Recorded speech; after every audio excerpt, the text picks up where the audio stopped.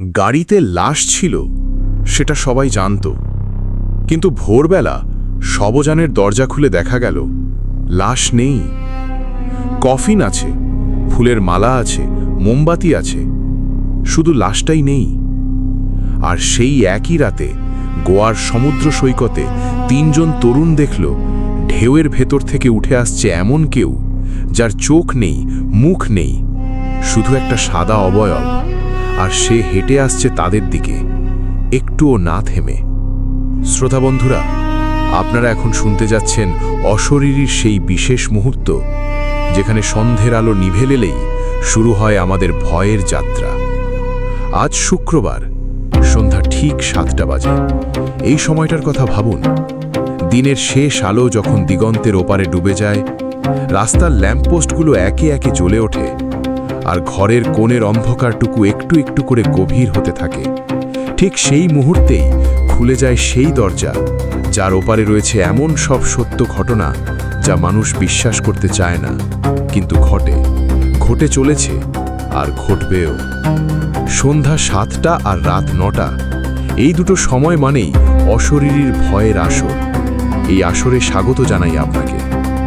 আজ আমি আপনাদের সামনে নিয়ে আসছি এপিসোড 123-এর দুটি এমন ঘটনা যা শুনলে আপনার হাতের আঙ্গুল ঠান্ডা হয়ে যাবে, বুকের ভেতরে একটা অদ্ভুত ভার জমে উঠবে, আর ঘরের বাইরে বাতাস নাড়লে মনে হবে সেটা কি সত্যিই বাতাস। আজকের প্রথম ঘটনাটি ঘটেছে ভারতের মধ্যপ্রদেশে একটি শবযানে। রাতের ঘন অন্ধকার পথে মৃত মানুষের লাশ উধাও হয়ে যাওয়ার এমন এক ঘটনা যা শুনে মৃতদেহ বহনকারী দলটির প্রত্যেক সদস্য এখনও রাতে ঘুমাতে পারেন না। আর দ্বিতীয় ঘটনাটি এসেছে ভারতের গোয়া থেকে, সেই বিখ্যাত সমুদ্র সৈকত যেখানে মানুষ যায় আনন্দের জন্য, কিন্তু সেই সৈকতের রাতের মুখটা সম্পূর্ণ আলাদা। সেখানে ঢেউয়ের সাথে ভেসে আসে এমন কিছু যাকে মানুষও বলে না, দানবও বলে না, যার কোনো নাম নেই। তাহলে সময় নষ্ট না করে শুরু করা যাক। ঘটনা শুরুর আগে আপনাদের কাছে আমার ছোট্ট একটি অনুরোধ, যারা এখনও অশরীরী পরিবারে যুক্ত হননি তারা প্লিজ সাবস্ক্রাইব বাটন ও পাশের বেল আইকন টিপে সকল নোটিফিকেশন অন করে নিন। আর যারা ইতোমধ্যে সাবস্ক্রাইব করেছেন তারা আজকের এপিসোডে লাইক বাটনে ক্লিক করুন এবং কমেন্টে লিখুন, আমি প্রস্তুত, যদি আজকের আতঙ্ক সহ্য করার সাহস রাখেন।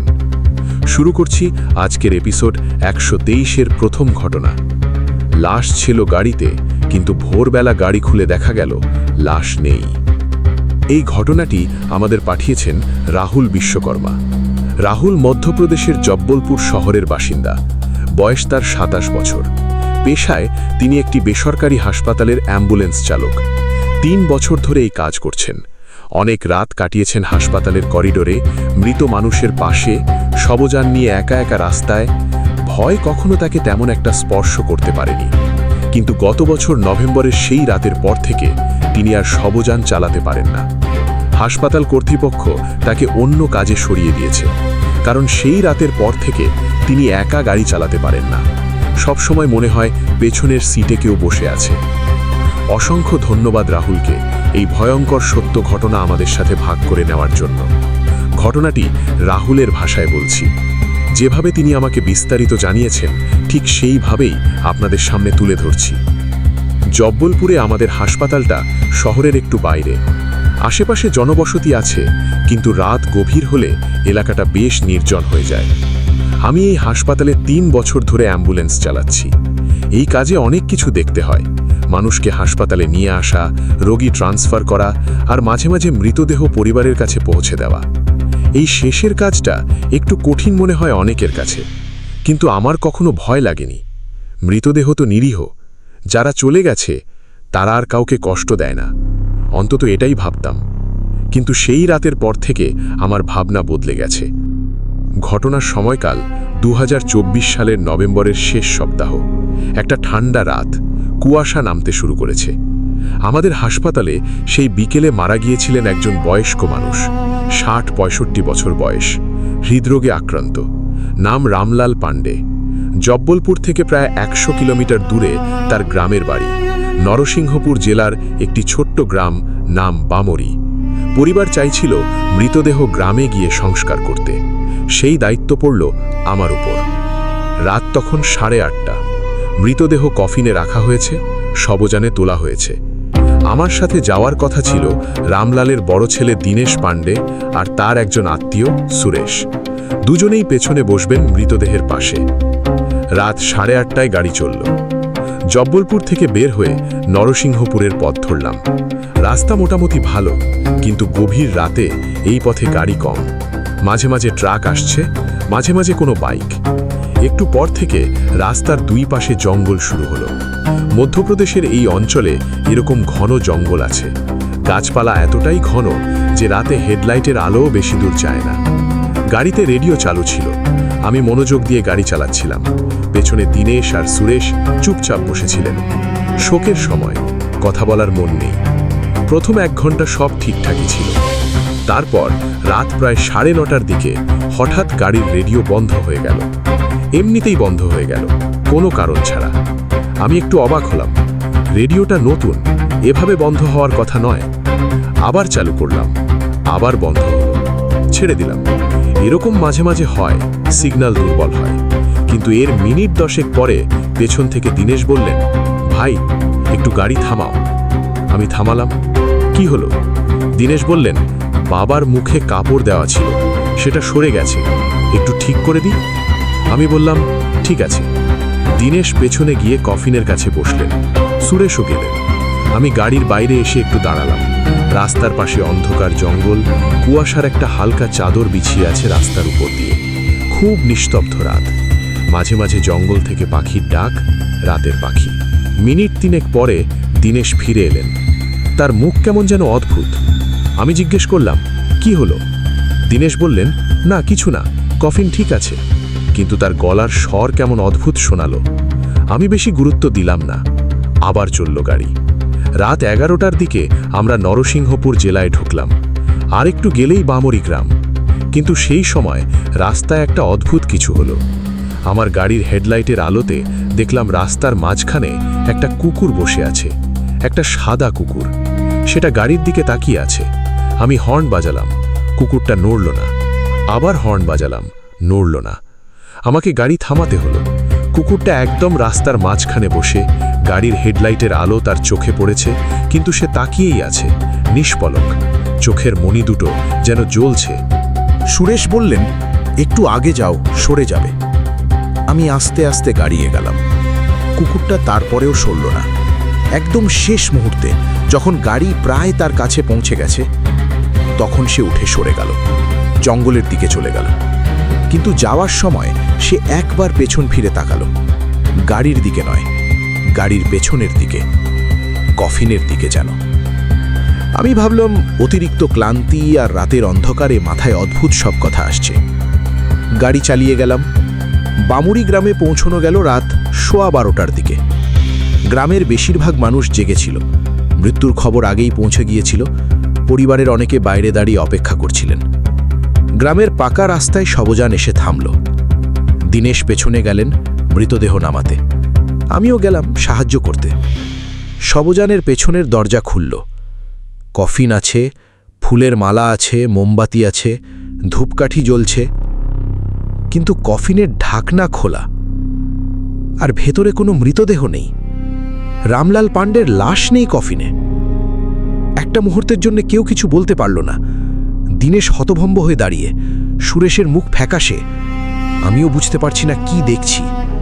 কফিনের ভেতরে শুধু সাদা কাপড়টা আছে, যে কাপড়ে শরীর মোড়ানো ছিল, কিন্তু সেই কাপড়ের ভেতরে কিছু নেই। কাপড়টা চ্যাপ্টা হয়ে পড়ে আছে, ভেতরে কিছু নেই। দীনেশ প্রথমে বললেন, এটা কিভাবে সম্ভব? তারপর তিনি কাঁদতে শুরু করলেন। পরিবারের বাকি সদস্যরাও এগিয়ে এলেন। মৃতদেহ নেই দেখে কান্না, চিৎকার, অবিশ্বাস, পুরো গ্রামে হইচই পড়ে গেল। আমি ভেবে পাচ্ছিলাম না কি হলো। জব্বলপুর হাসপাতাল থেকে বেরোবার আগে নিজে চোখে দেখেছি মৃতদেহ কফিনে রাখা হয়েছে, ঢাকনা বন্ধ করা হয়েছে। গাড়িতে কোনো দরজা খোলা হয়নি। মাঝপথে একবার থেমেছিলাম। দীনেশ আর সুরেশ পেছনে গিয়েছিলেন কাপড় ঠিক করতে, কিন্তু তারা বলেছিলেন সব ঠিক আছে। মৃতদেহ গেল কোথায়? রাত তখন প্রায় 1টা। স্থানীয় পুলিশকে ফোন করা হলো। পুলিশ এলো প্রায় রাত 1:30টায়। ততক্ষণে পুরো গ্রামের মানুষ জমায়েত হয়ে গেছে। পুলিশ রাস্তা সার্চ করলো, জঙ্গল সার্চ করলো, কফিনে ফিঙ্গারপ্রিন্ট খুঁজল, কিছুই পাওয়া গেল না। পুলিশের অফিসার আমাকে জিজ্ঞাসাবাদ করলেন, পথে কি কোথাও থামিয়েছিলাম? হ্যাঁ, একবার। কতক্ষণ? মিনিট 3-4। কেউ গাড়িতে উঠেছিল? না, কেউ গাড়িতে আসেনি। কফিনে হাত দেওয়ার সুযোগ ছিল শুধু দীনেশ আর সুরেশের। দীনেশ আর সুরেশকেও জিজ্ঞাসাবাদ করা হলো। দীনেশ বললেন তিনি কফিনের কাছে গিয়েছিলেন, কিন্তু ঢাকনা খোলেননি। কাপড় ঠিক করার চেষ্টা করেছিলেন ওপরের ঢাকনায় হাত দিয়ে, কিন্তু দেখেছিলেন ভেতরে সব ঠিক আছে। কিন্তু সেই মুহূর্তে দীনেশের মুখ দেখে মনে হলো তিনি কিছু একটা বলছেন না। পুলিশ সেই রাতে কোনো সমাধান দিতে পারল না। কেস নথিভুক্ত হলো, তদন্ত শুরু হলো। পরদিন সকালে জব্বলপুর হাসপাতালে ফেললাম। আমাকে জিজ্ঞাসাবাদ করা হলো। হাসপাতালের সিসিটিভি ফুটেজ দেখা হলো। সব কিছু স্বাভাবিক ছিল। মৃতদেহ ঠিক মতো কফিনে রাখা হয়েছিল, তা ফুটেজে স্পষ্ট। কিন্তু রাস্তার মাঝপথে কোনো সিসিটিভি নেই। সেই রাতে আমরা যেখানে থেমেছিলাম সেই জায়গায় পুলিশ পরদিন গেল, জঙ্গলের ভেতরে কিছু খুঁজল, পেল না। রাস্তায় কোনো চিহ্ন নেই। 2 দিন পরে দীনেশ আমার সাথে দেখা করতে এলেন। তার চোখ লাল, ঘুম হয়নি বোঝা যাচ্ছে। তিনি বললেন, তোমাকে একটা কথা বলতে চাই। সেই রাতে মাঝপথে থামার পরে যখন তিনি পেছনে গিয়েছিলেন কফিনের কাছে, তখন তিনি কফিনের ঢাকনায় হাত দিয়েছিলেন, কিন্তু ঢাকনাটা আগে থেকেই একটু ফাঁকা ছিল। তিনি ভেবেছিলেন নিজেই সেটা বন্ধ করবেন, কিন্তু যখন ভেতরে আলো ফেলে দেখলেন তার বাবার মুখটা স্বাভাবিক মনে হয়নি। বাবার মুখে একটা হাসি ছিল, জীবিত মানুষের হাসি, ঠোঁটের কোণে আস্তে করে। দীনেশ ভয় পেয়ে গিয়েছিলেন। তিনি ঢাকনা বন্ধ করেছিলেন এবং সরে এসেছিলেন। সুরেশকে কিছু বলেননি, নিজেও নিজেকে বলেছিলেন মাথার ভুল, শোকের মধ্যে আছেন, মনের বিভ্রম। কিন্তু এখন তার মনে হচ্ছে সেটা বিভ্রম ছিল না। দীনেশের কথা শুনে চুপ করে বসে থাকলাম। কি বলবো বুঝতে পারছিলাম না। তারপর দীনেশ আরও একটা কথা বললেন। সেই রাতে বামুরি গ্রামে পৌঁছানোর আগে যখন কুকুরটা রাস্তা আটকে ছিল এবং পেছন ফিরে গাড়ির পেছন দিকে তাকিয়েছিল, ঠিক সেই মুহূর্তে দীনেশ নাকি একটা শব্দ শুনেছিলেন কফিনের ভেতর থেকে, আস্তে আস্তে, খুব আস্তে, যেন কেউ কফিনের ভেতর থেকে হাত দিয়ে কাঠে আঘাত করছে। আমার হাত ঠান্ডা হয়ে গেল সেই কথা শুনে। কিন্তু ঘটনা এখানেই শেষ হয়নি। সেই রাতের 3 দিন পরে বামুরি গ্রাম থেকে খবর এলো গ্রামের পুকুরের পাড়ে সেই সাদা কাপড় পাওয়া গেছে যে কাপড়ে রামলালের মৃতদেহ মোড়ানো ছিল। কাপড়টা ভেজা, পানিতে ভেজা আছে, পুকুরের পানিতে ভিজে আছে, কিন্তু রামলালের মৃতদেহ নেই। পুকুরে ডুব দিয়ে খুঁজল, মৃতদেহ নেই। গ্রামের বাইরে মাঠ, জমি, নালা সব খোঁজা হলো। রামলাল পাণ্ডের মৃতদেহ আর কখনো পাওয়া যায়নি। পুলিশ তদন্ত চলল কয়েক মাস, কোনো সমাধান হলো না।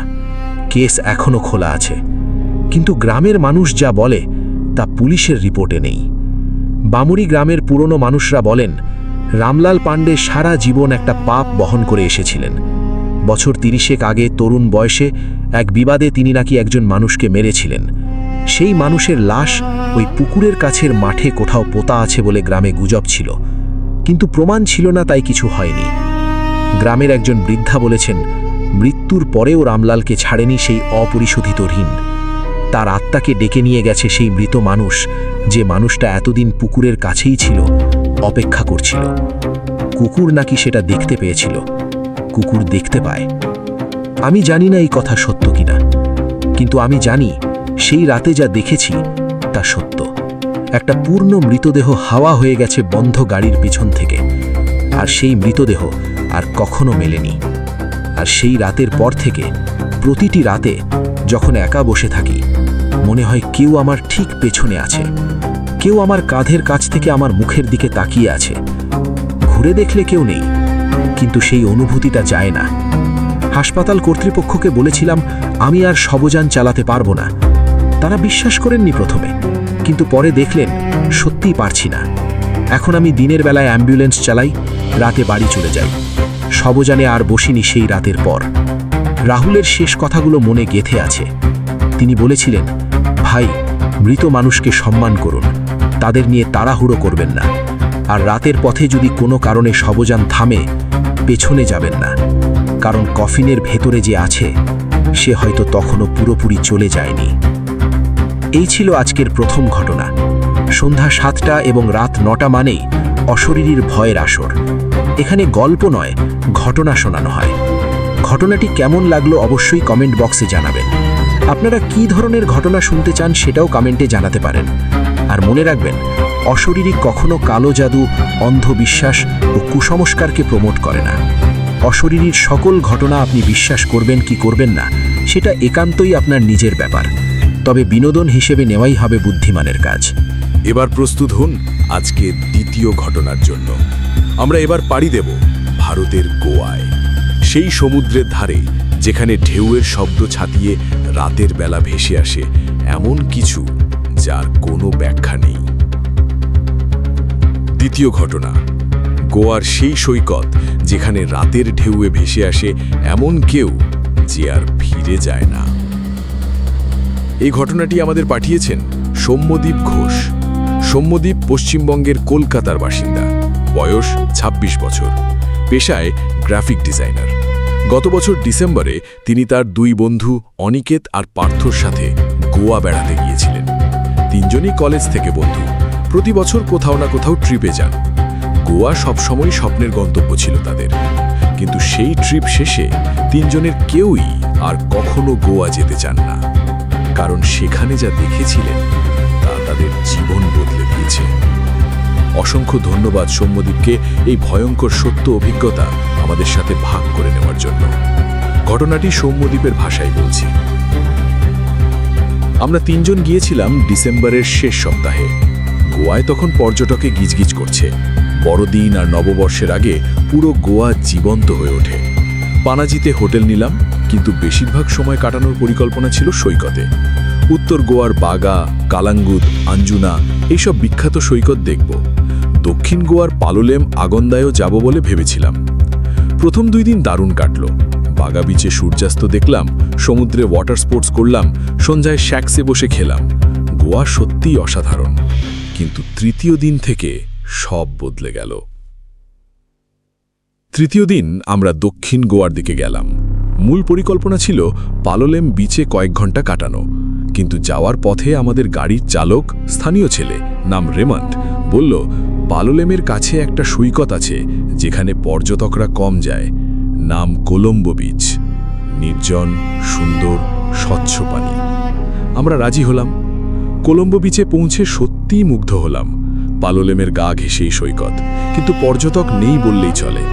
গুটি কয়েক মানুষ ছড়িয়ে ছিটিয়ে আছে। সৈকতের শেষ প্রান্তে পাথরের স্তূপ, সেই পাথরের গায়ে ঢেউ আছড়ে পড়ছে। দারুণ দৃশ্য। বিকেল পর্যন্ত সেখানেই কাটালাম। সূর্যাস্তের সময় সৈকত যেন সোনালি হয়ে উঠল। রেমান্ড একটু দূরে গাড়িতে বসেছিল। সূর্যাস্তের পরে আমরা উঠতে যাচ্ছিলাম, কিন্তু অনিকেত বলল আরেকটু থাকি, জ্যোৎস্নায় সমুদ্র দেখব। তখন পূর্ণিমার কাছাকাছি সময়, চাঁদ উঠছে। সমুদ্রের ওপর চাঁদের আলো পড়লে সত্যি অপূর্ব দেখায়। রেমান্ড বলল, দাদা রাত হয়ে যাচ্ছে, এই সৈকতে রাতে থাকা ঠিক নয়। আমরা জিজ্ঞেস করলাম কেন? রেমান্ড একটু চুপ করে থাকলো, তারপর বলল, এই জায়গার একটা নাম আছে স্থানীয়দের মধ্যে, ভূতাচি জায়গা, মানে হলো ভূতের জায়গা। এখানে অনেক দিন ধরে কিছু ঘটনা হচ্ছে রাতে। পর্যটকরা জানে না, কিন্তু আমরা স্থানীয়রা জানি। কি ঘটনা? রেমান্ড বলল, রাতে সমুদ্র থেকে কেউ উঠে আসে, সাদা কিছু একটা, মানুষের মতো দেখতে কিন্তু মানুষ নয়। যারা দেখেছে তারা বলে সেটার মুখ নেই, চোখ নেই, শুধু একটা মসৃণ সাদা মানুষের মাথার মতো অবয়ব। হাত দুটো পাশে ঝুলছে, স্বাভাবিকের চেয়ে একটু লম্বা। সে সৈকতের দিকে আসছে, আমাদের দিকে। আমি পার্থর হাত ধরা অবস্থায় একটা মুহূর্তের জন্য পুরো পাথর হয়ে গেলাম। অনিকেত উঠে দাঁড়িয়ে গেছে।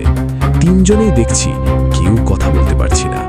সেই অবয়ব সৈকতের দিকে আসছে, পানি ভেদ করে নয়, পানির উপর দিয়েই আসছে, একটুও না থেমে। তারপরেই অনিকেত চিৎকার করে উঠল, পার্থও কিছু একটা বলে উঠল, আমিও ছুটতে শুরু করলাম। 3 জন দৌড়ালাম রেমান্ডের গাড়ির দিকে। রেমান্ড গাড়িতে বসেছিল। সে আমাদের দেখে বুঝলো কি হয়েছে। সে চিৎকার করল, গাড়িতে উঠুন তাড়াতাড়ি। আমরা গাড়িতে উঠলাম। গাড়ি চলল। আমি পেছনে একবার তাকালাম। সৈকতে সেই জায়গায় যেখানে আমরা বসেছিলাম, সেই সাদা অবয়ব দাঁড়িয়ে আছে। সমুদ্র থেকে উঠে এসে সৈকতে দাঁড়িয়ে। সে গাড়ির দিকে তাকিয়ে, মুখ নেই, চোখ নেই, তবু মনে হচ্ছিল সে তাকিয়ে আছে সরাসরি আমার দিকে। গাড়ি রাস্তায় উঠে গেল, সৈকত দেখা গেল না আর। গাড়িতে তিনজনেই চুপ। রেমান্ডও কিছু বলছে না। অনেকক্ষণ পর পার্থ বলল, ওটা কি ছিল রেমান্ড? রেমান্ড বলল, আমি জানি না কি ছিল, কিন্তু স্থানীয় মানুষরা বলে এই সৈকতে বহু বছর আগে একটা নৌকো ডুবি হয়েছিল, একটা মাছ ধরের নৌকো। 5-6 জন জেলে ছিল, সবাই মারা গেছিল। তাদের মধ্যে কয়েকজনের দেহ খুঁজে পাওয়া যায়নি, সমুদ্র ফেরত দেয়নি। আমরা চুপ করে শুনলাম। রেমান বলল, সেই জেলেরা নাকি এখনও এই সৈকতে থাকে, রাতে সমুদ্র থেকে উঠে আসে। তারা বাড়ি ফিরতে চায়, কিন্তু তাদের বাড়ির পথ মনে নেই। তাই যে পর্যটকদের দেখে তাদের দিকে এগিয়ে যায়, হয়তো ভাবে এরা তাদের বাড়ির পথ দেখাতে পারবে।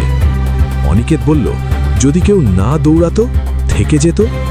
রেমান্ড একটু থামল, তারপর বলল, এই প্রশ্নের উত্তর কেউ দিতে পারে না, কারণ যারা থেকেছে তারা সকালে আর পাওয়া যায়নি। হোটেলে ফিরলাম রাত 10টার দিকে। সেই রাতে কেউ ঠিকমতো ঘুমোয়নি। পরদিন সকালে হোটেলের ম্যানেজারকে কোলম্বো বিচের কথা জিজ্ঞেস করলাম। তিনি একটু অবাক হয়ে বললেন, আপনারা গিয়েছিলেন সেখানে রাতে? হ্যাঁ। ম্যানেজার একটু থামলেন, তারপর বললেন, ওই সৈকতে রাতে যাওয়া ঠিক নয়। এই কথা গোয়ার যে কোনো স্থানীয় মানুষকে জিজ্ঞেস করুন, সবাই বলবেন। কেন? তিনি বললেন, কয়েক বছর ধরে সেই সৈকতে রাতে পর্যটকদের সাথে অদ্ভুত সব ঘটনা ঘটছে। বেশিরভাগ মানুষ ভয়ে পালিয়ে আসে, কিন্তু কয়েকটি ঘটনা আছে যা এখনও ব্যাখ্যাহীন। গত 2 বছরে ওই সৈকতে রাতে থাকা 2 জন পর্যটক নিখোঁজ হয়েছেন। তাদের আর খোঁজ মেলেনি। পুলিশ তদন্ত করেছে, কিন্তু সমুদ্র যাকে নেয় তাকে ফেরত দেয় না। সেদিন আমি আর অনিকেত মিলে একটু খোঁজ করলাম, স্থানীয় মানুষের সাথে কথা বললাম। কোলম্বো বিচ সম্পর্কে যা জানলাম তা অনেকটা এরকম। বছর 25 আগে এই সৈকতের কাছেই একটি বড় নৌকাডুবি ঘটেছিল। একটি মাছ ধরার নৌকায় 7 জন জেলে ছিলেন। একটি ঝড়ের রাতে নৌকাটি উল্টে যায়। 7 জনের মধ্যে 3 জনের মৃতদেহ পরে সৈকতে ভেসে আসে। বাকি 4 জনের আর খোঁজ মেলেনি। সেই 4 জনের মধ্যে একজনের পরিবার এখনও সেই এলাকায় থাকেন। এক বৃদ্ধা মহিলা, মারা যাওয়া জেলের স্ত্রী। তিনি বলেন, প্রতি পূর্ণিমার রাতে তিনি সৈকতের কাছে যান, কারণ তার স্বামী নাকি প্রতি পূর্ণিমায় সৈকতে আসে, সমুদ্র থেকে ওঠে, তাকে ডাকে। তিনি যান না, কারণ যারা গিয়েছে তারা আর ফেরেনি, কিন্তু দূর থেকে দেখেন। আমি এই বৃদ্ধার কথা শুনে বুকটা ভারী হয়ে গেল। তিনি প্রতি পূর্ণিমায় যান দূর থেকে দেখতে তার স্বামীকে। কিন্তু যে রাতে আমরা দেখেছিলাম, সেই রাত ঠিক পূর্ণিমা ছিল না, পূর্ণিমার 2 দিন আগে। তাহলে কেন সেই রাতে এসেছিল? রেমন্ড পরে বলল, দাদা, পূর্ণিমার আগের 2 দিনও ওরা আসে, পূর্ণিমার পরের 2 দিনও। এই 5 রাত এই সৈকতে কেউ থাকে না। কিন্তু ঘটনা এখানেই শেষ নয়। সেই রাতের পরদিন বিকেলে পার্থ আমার কাছে এসে বলল, সৌম্য, আমার মোবাইলে কিছু একটা আছে। পার্থ সেই রাতে ছবি তুলছিল, মনে আছে? সে যখন ছবি তুলছিল তখনই সেই অবয়ব দেখা গিয়েছিল সমুদ্রে। পার্থের মোবাইলে সেই সময়ের ছবিগুলো দেখলাম। প্রথম কয়েকটা ছবিতে সুন্দর সমুদ্রের দৃশ্য, চাঁদের আলো। তারপর একটা ছবিতে পটভূমিতে সমুদ্রের মাঝে একটা সাদা আকৃতি, স্পষ্ট নয় কিন্তু বোঝা যাচ্ছে। আর পরের ছবিটায় সেই আকৃতিটা কাছে এসে গেছে, অনেক কাছে, এবং এই ছবিতে সেটা আরো স্পষ্ট। মুখের জায়গাটা সম্পূর্ণ ফাঁকা, চোখের জায়গা দুটো কালো গর্ত। কিন্তু সবচেয়ে ভয়ানক যেটা, সেই ছবিতে আমাদের 3 জনকে দেখা যাচ্ছে পাথরের কাছে বসে, আর সেই অবয়বটা আমাদের দিকে তাকিয়ে। কিন্তু ছবিটায় আরেকটা জিনিস আছে যেটা দেখে আমার হাত কাঁপতে শুরু করলো। সেই অবয়বের পাশে আরও কয়েকটা সাদা আকৃতি, অস্পষ্ট কিন্তু বোঝা যাচ্ছে। 3টে 4টে। একা আসেনি, দল নিয়ে এসেছিল। আমরা দেখেছিলাম একটাকে, পেছনে আরও কয়েকটা ছিল। কলকাতায় ফিরে আসার পরেও কিছুদিন সমস্যা ছিল। পার্থ কয়েক সপ্তাহ ধরে ঘুমের মধ্যে চিৎকার করে উঠত। সে স্বপ্ন দেখত সমুদ্রের ভেতরে আছে, আর চারদিকে সেই সাদা অবয়বগুলো ঘিরে ধরেছে।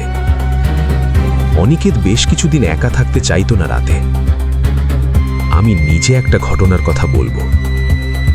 কলকাতায় ফেরার পরের সপ্তাহে একটা রাতে আমি বাথরুমে গেলাম ঘুম ভেঙে।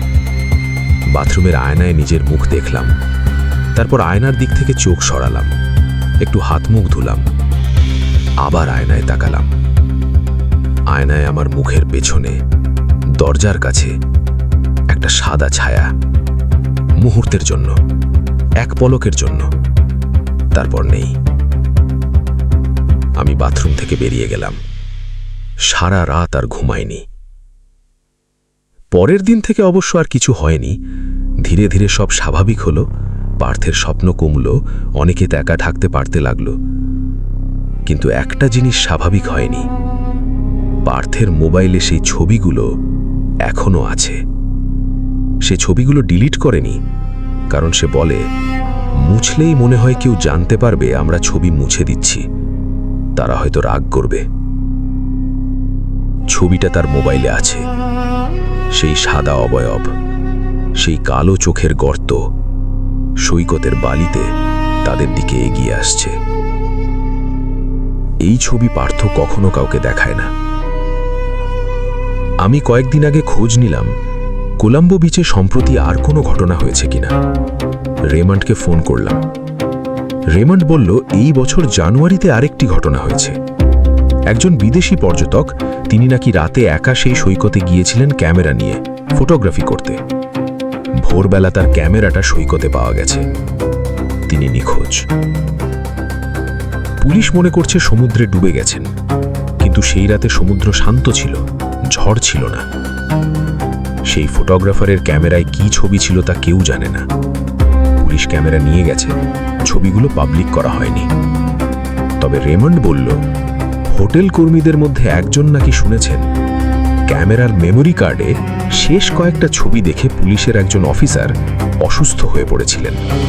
পরের দিন তিনি চাকরি ছেড়ে দিয়েছেন। ছবিতে কি ছিল কেউ বলতে পারেনি। সৌম্যদীপের শেষ কথাগুলো আমার মনে আছে।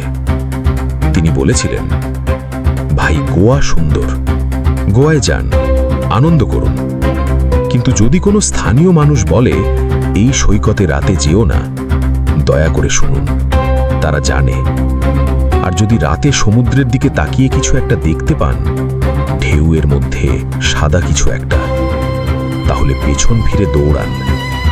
পেছনে তাকাবেন না, কারণ সে হয়তো ততক্ষণে অনেক কাছে এসে গেছে। এই ছিল আজকের দ্বিতীয় এবং শেষ ঘটনা। শ্রোতা বন্ধুরা, আজকের এপিসোড 123-এর দুটি ঘটনা আমরা শেষ করলাম।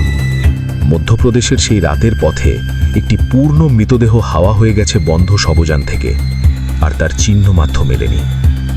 গোয়ার সেই নির্জন সৈকতে সমুদ্রের গভীর থেকে রাতের অন্ধকারে উঠে আসে এমন কেউ যাকে চেনা যায় না, নাম দেওয়া যায় না, শুধু দৌড়ে পালানো যায়। এই দুটো ঘটনা আমাদের মনে করিয়ে দেয়, জীবন আর মৃত্যুর মাঝখানে একটা পর্দা আছে। সেই পর্দা সবসময় শক্ত নয়, মাঝে মাঝে পাতলা হয়ে যায়। আর সেই পাতলা মুহূর্তে যারা ওপার থেকে এপারে উকি দেয়, তারা শুধু একটা জিনিসই চায়, বাড়ি ফেরার পথ। আপনারা কেউ যদি এমন কোনো অভিজ্ঞতার মুখোমুখি হয়ে থাকেন, তা অশরীরীর সাথে শেয়ার করতে পারেন। আমাদের ইমেল অশরীরী@gmail.com।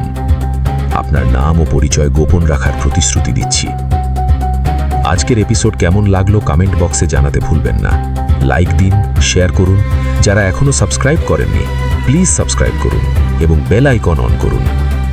মনে রাখবেন, সন্ধে 7টা আর রাত 9টা মানেই অশরীরীর ভয়ের আসর। এই আসর থেকে বেরোনোর পথ নেই। যতক্ষণ রাত থাকবে, যতক্ষণ অন্ধকার থাকবে, ততক্ষণ ঘটনা চলবে। যতক্ষণ ভয় থাকবে, ততক্ষণ অশরীরী থাকবে। আগামী নতুন এপিসোডে নতুন ভয়ঙ্কর সত্য ঘটনা নিয়ে হাজির হব। সে পর্যন্ত ভালো থাকুন, সুস্থ থাকুন। সুন্দর থাকুন, নিরাপদে থাকুন। রাতে একা সৈকতে যাবেন না, সবজানে একা বসবেন না। আর যদি কখনো গাড়ির পেছনে মাথা গুনতে বসেন, সংখ্যাটা যদি একটু বেশি হয়, তাহলে চিৎকার করবেন না, শুধু সামনে তাকিয়ে চুপ করে থাকুন, কারণ সে হয়তো শুধু বাড়ি ফিরতে চাইছে। আল্লাহ হাফেজ।